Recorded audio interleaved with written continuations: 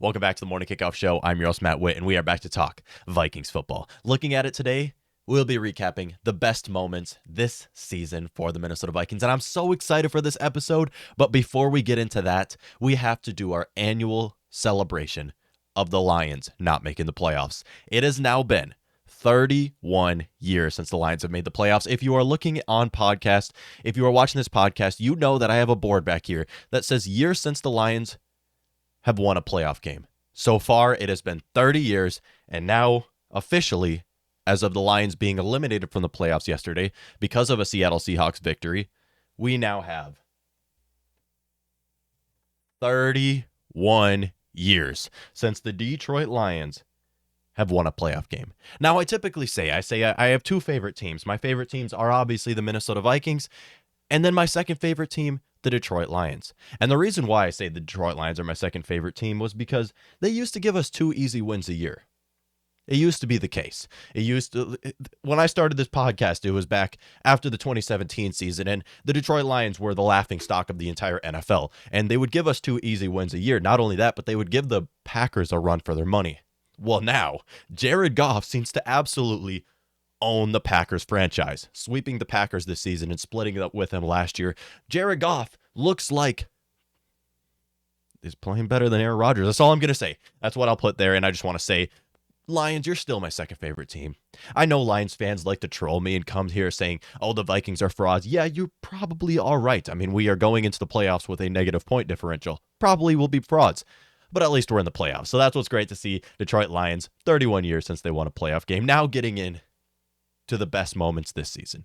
The 2022 regular season for the Minnesota Vikings was a complete 180 from the last 2 seasons. The last 2 seasons, the Vikings finished with a losing record where they fired head coach Mike Zimmer and brought in new Super Bowl winning head coach Kevin O'Connell, who completely took this team and did a complete 180 for this franchise, where the Vikings finished the season with a 13-4 record and the first division title since 2017. And the greatest thing about this new head coach, Kevin O'Connell, coming onto this team is the fact that he believes in this team. The Vikings are finally a team who can overcome adversity. Now, yes, there was a lot of blowout losses this season, but there were also a lot of comeback victories this season, where the Vikings had 8 fourth quarter comeback victories this season.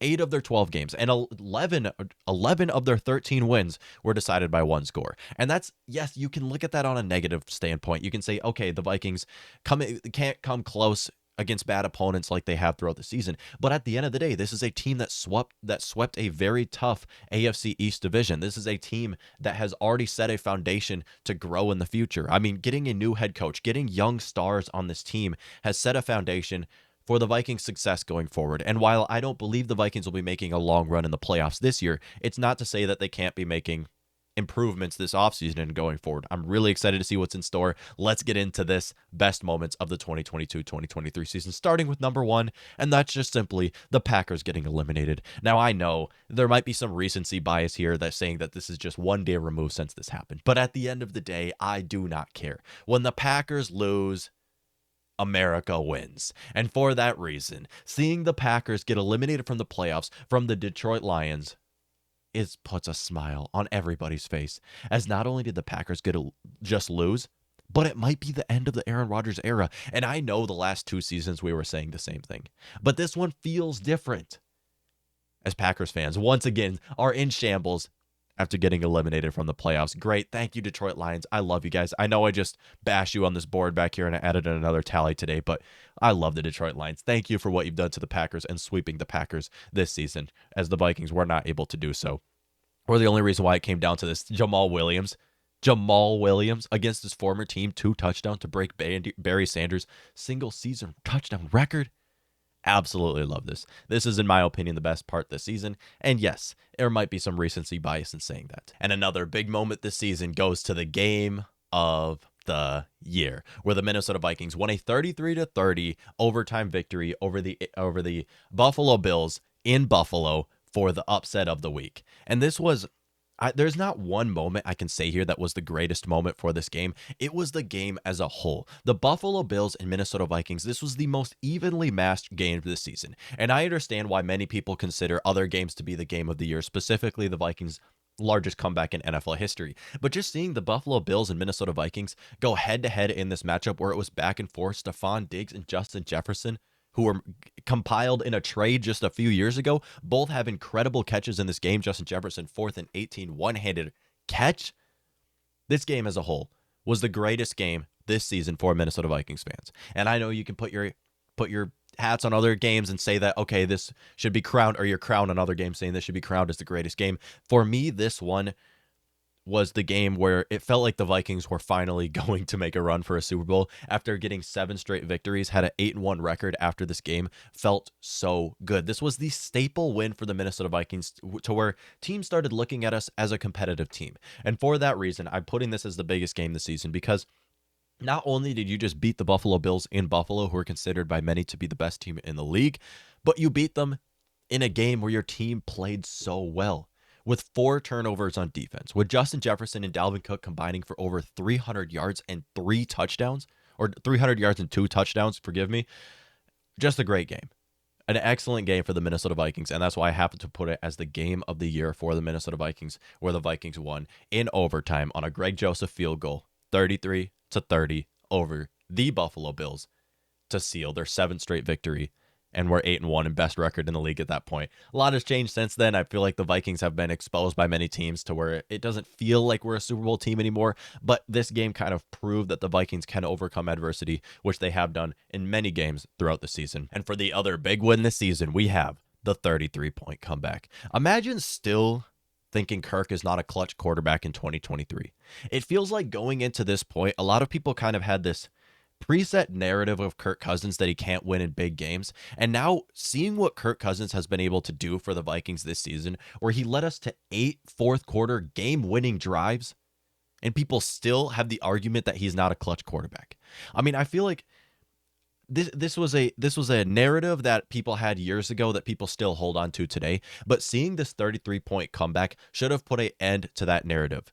As just in the halftime, when down 33-0, Kirk Cousins tallied 417 yards and 4 passing touchdowns in the second half. In one half, he had more passing touchdowns and throwing touchdowns than a majority of quarterbacks this season didn't have in a single game. And he had that in one half to lead his team to a 33-point comeback, the greatest comeback in NFL history.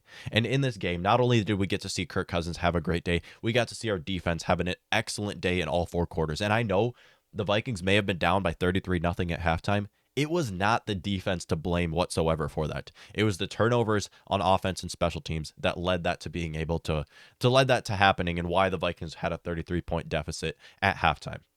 The greatest game of Kirk Cousins' career, hands down, was the 33-point comeback. And I know a lot of people for this are saying, okay, well, this was a home game, a home noon game for Kirk Cousins, and that's the reason why it happened. Not only did we get to see this game, we got to see multiple games where the Vikings were able to come back. And Kirk is to thank for that, as this was the single greatest Kirk Cousins season we have ever seen, and the reason why I believe, and many people consider, him to be an MVP finalist. Right now, I can't name 4 quarterbacks who had a better season than Kirk Cousins. And while I wouldn't give Kirk Cousins the MVP vote, or an MVP vote whatsoever, he should be a finalist for MVP. After a season where he finished 4th in passing yards, after a season where he finished 5th in passing touchdowns, and 1st in 4th quarter comebacks. For this reason, Kirk Cousins, I believe this season, has been the most clutch quarterback and should be a finalist for MVP. This was the staple win for his career, and the win that should have put an end to the narrative that he can't win big games. We saw him win an even bigger game in the playoffs before against the New Orleans Saints. I don't know what is with this idea that Kirk can't play in the playoffs, but let's just hope that he puts an end to that. The few people that still believe that to be the case, this playoff run where the Vikings will be playing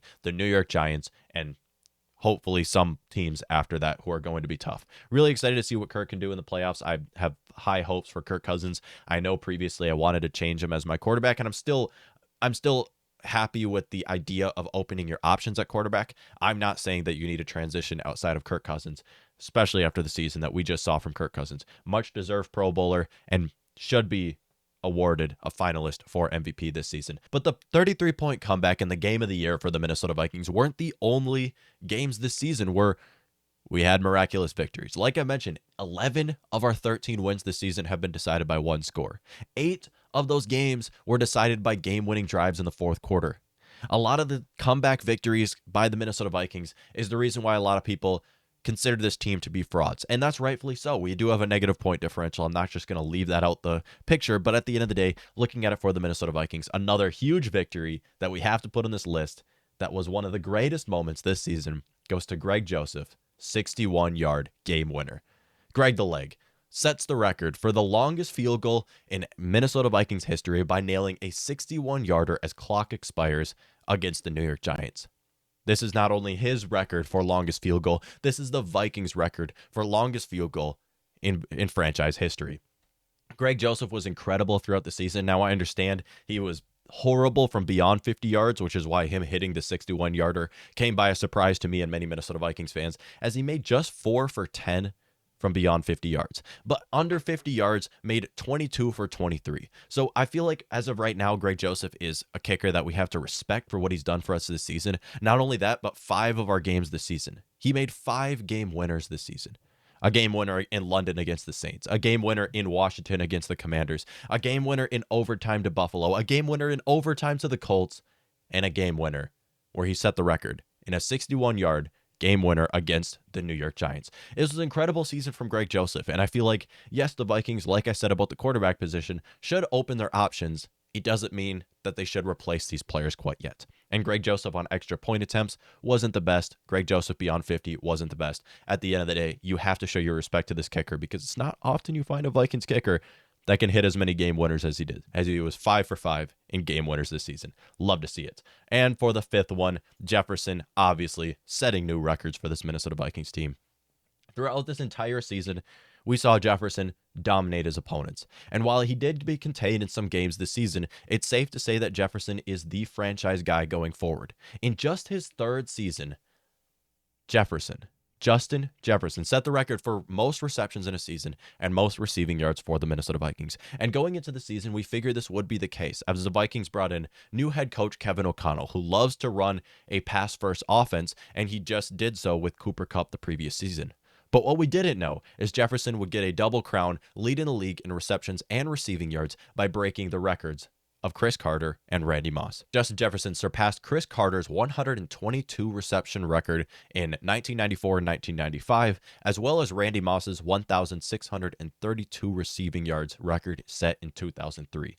He did so by setting new records with 128 receptions and 1,809 yards, both leading the NFL this season. Is going to be a first-team All-Pro this year, already elected to a Pro Bowl, by far is going to be a starter in the Pro Bowl. In addition to this, maybe an MVP finalist. I know I said this about Kirk Cousins, but if you're not going to give an MVP finalist to Kirk Cousins, you should give it to Jefferson. Neither of these players are going to win the MVP. I feel like we know this is not going to be the case, but one of them should be a finalist. You have to pay your respect. If that doesn't happen, I mean, Jefferson should be the offensive player of the year for this season. Give him something. This guy deserves it. Come on.